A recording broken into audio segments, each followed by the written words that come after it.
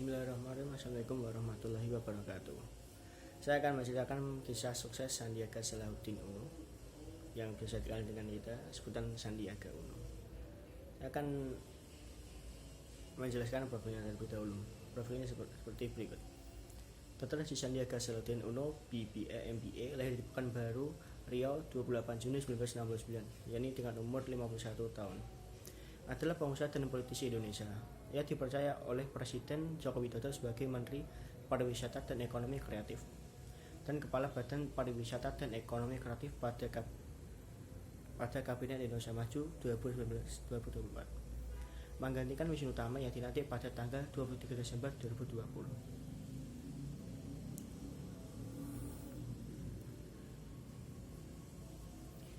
Ia memenangkan pemilihan umum Gubernur DKI pada tahun 2017 bersama dengan Anies Baswedan dan memulai masa jabatannya sebagai Wakil Gubernur DKI Jakarta pada bulan Oktober 2017. Pada bulan September 2018, ia mengundurkan diri sebagai Wagub DKI Jakarta dan maju sebagai calon Wakil Presiden bersama Prabowo Subianto, tetapi gagal dalam hitungan suara di pemilihan umum Presiden 2019. Sandiaga Uno memulai usahanya setelah sampai menjadi pengangguran ketika perusahaan yang mempekerjakannya bangkrut. Ia banting setir untuk bangkit dari nol, menjalani awal karirnya menjadi seorang pengusaha. Bersama rekannya, ia mendirikan sebuah perusahaan di bidang keuangan, PT Saratoga Advisor. Usaha tersebut sukses dan telah mengambil alih beberapa perusahaan lain. Pada tahun 2009, ia tercatat sebagai orang terkaya urutan ke-29 Indonesia menurut majalah Forbes. Tahun 2011, Forbes kembali merilis daftar orang terkaya di Indonesia yang menduduki peringkat ke-37 total kekayaan 600 juta US dollar.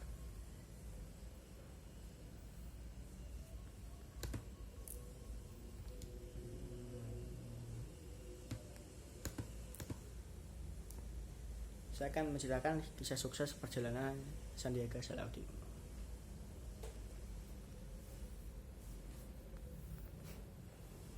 Sandiaga Uno dikenal sebagai pengusaha muda dan politisi Indonesia.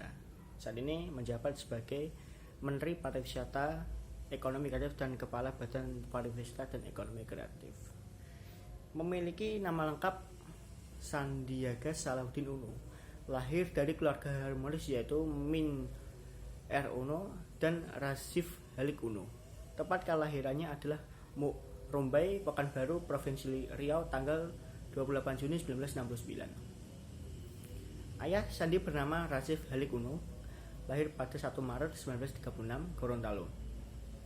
Awalnya, sang ayah bekerja sebagai seorang karyawan perusahaan Caltek Provinsi Riau. Kemudian setelah masa kerjanya berat, ia mengajak keluarganya untuk pindah ke Jakarta pada tahun 1970-an. Memang pada saat masih kecil, Sandi menghabiskan waktunya di tanah kelahirannya. Ia merupakan anak nomor 2, ia bermain bersama teman-temannya dan merasakan kedatangan bersama keluarga tercintanya. Untuk pendidikan Sandiaga Uno, waktu sekolah dasar sampai menempuh jenjang SMP, kelas SMP 12 Wijaya Kota Jakarta. Ia lakukan dengan penuh semangat dan nilai yang baik. Selanjutnya, Sandi melanjutkan pendidikannya ke SMA Katolik. Ya, walaupun dia beragamanya Islam. Sandiaga Uno termasuk salah satu siswa yang cerdas dan berprestasi. Sandi berhasil lulus dengan sempurna cum laude saat selesai menempuh studi kuliah di Wichita State University, Amerika.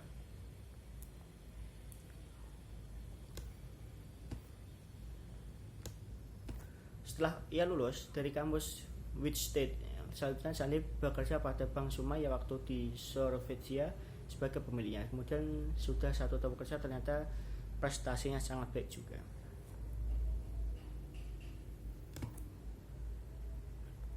Tak sampai di situ, ia pun melanjutkan kerja di Singapura. Pada saat mendapatkan beasiswa Sandi berusaha dengan baik hingga lulus kuliah, lagi mendapatkan IPK 4.00. Kampusnya adalah George Washington University, letaknya di negara Amerika Serikat, atau USA.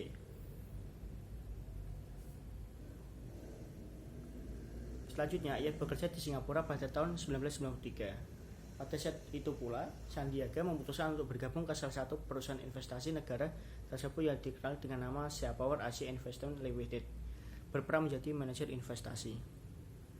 Setelah melakukan pekerjaannya tersebut, kira-kira sudah mencapai waktu 2 tahun lamanya, kemudian Sandi memutuskan untuk pindah kerja ke Kanada, tepatnya pada tahun 1995. Perusahaan barunya memiliki nama NTI Resources Ltd dan bahkan ia mendapatkan jabatan tinggi.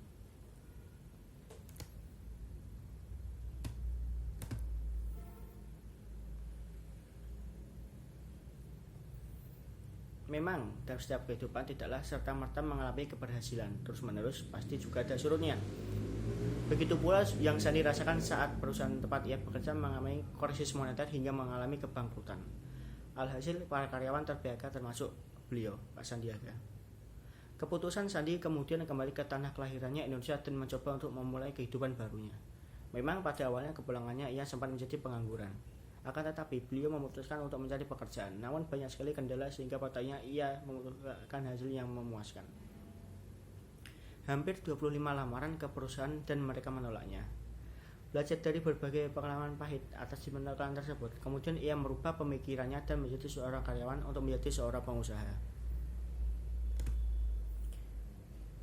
Ia pun mencoba mendirikan perusahaan investasi.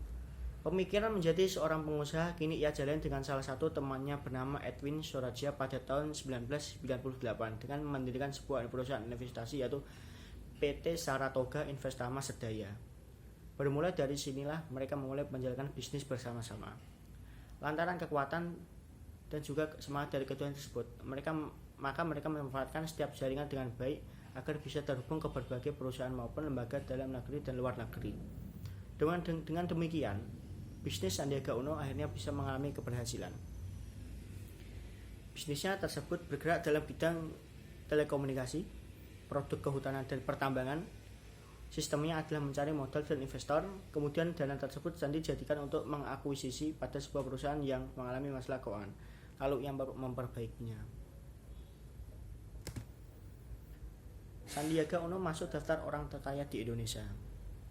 Setelah mengalami keberhasilan yang luar biasa, kemudian suatu ketika majalah Forbes mencantumkan nama beliau sebagai salah satu orang terkaya asal Indonesia.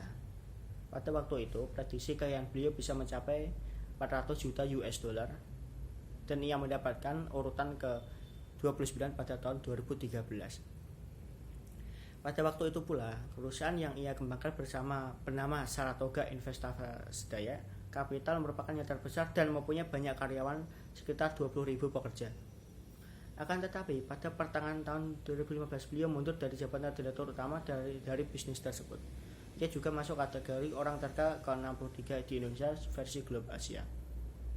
Kemudian, ia melakukan pertualangan dengan menjabat kembali menjadi Komite Ekonomi Nasional dan juga menerkam sebagai Bendahara ICMI, Ikatan Cendekiawan Muslim Indonesia.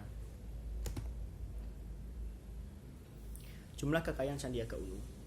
Memang benar, kita ketika melakukan sebuah bisnis harus berusaha sekuat mungkin agar bisa berhasil.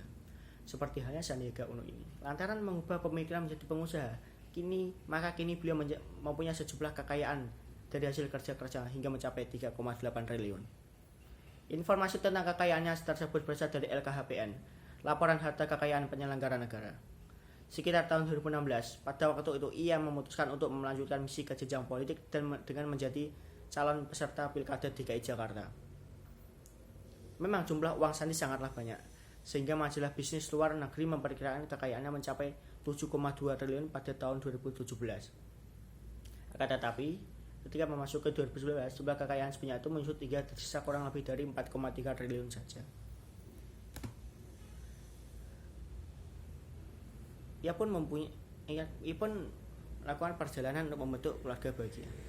Menjalani kehidupan tentu akan lebih lengkap apabila ada seorang pendamping. Seperti itulah perjalanan Sandi yang dari dulu dengan sosok wanita bernama Nur Asia. Mereka kemudian memutuskan untuk menjalani ke jenjang lebih serius, yaitu menikah. Perjalanan kisah cintanya tersebut ternyata sudah Sandi jalani ketika dirinya masih mengayam bangku sekolah menengah pertama, itu SMP. Kemudian hubungan asmara dengan Nur Asia berjalan sampai menuju perkuliahan. Setelah ia menikah, waktu memang begitu lama, hingga hasil dari pernikahan tersebut mereka mempunyai 3 anak dengan nama Amira Atefa Uno, Sulaiman Salahuddin Uno, Anessa Atera Uno. Tak hanya itu, karir politik dan wagub hingga menteri. Memang awal mulanya Sandi adalah seseorang yang berkembang di dunia bisnis. Pada tahun 2017, Sandi memutuskan untuk mencoba terjun ke dalam dunia politik. Sandi menjadi wakil gubernur berpasangan dengan Anies Baswedan. Pada waktu itu nama beliau sangat ramai orang membicarakannya. Pada tahun 2019, Sandi mengundurkan diri dari kursi wagub untuk mendampingi Prabowo Subianto sebagai cawapres pada Pilpres 2019. Namun, pasangan Prabowo Sandi kalah suara oleh Jokowi Ma'ruf dalam Pilpres 2019. Di tahun 2020 ini, dia diangkat oleh Pak Joko Widodo sebagai Menteri Pariwisata dan Ekonomi Kreatif dan Kepala Badan Pariwisata dan Ekonomi Kreatif Kemenparekraf menggantikan Wisnu Tama. Berikut kisah sukses Sandiaga Salahuddin Uno yang bisa saya sampaikan dan bisa saya petik pelajarannya. Untuk menjadi sukses sangatlah sulit, maka dari itu kita harus kuat. Wassalamualaikum warahmatullahi wabarakatuh.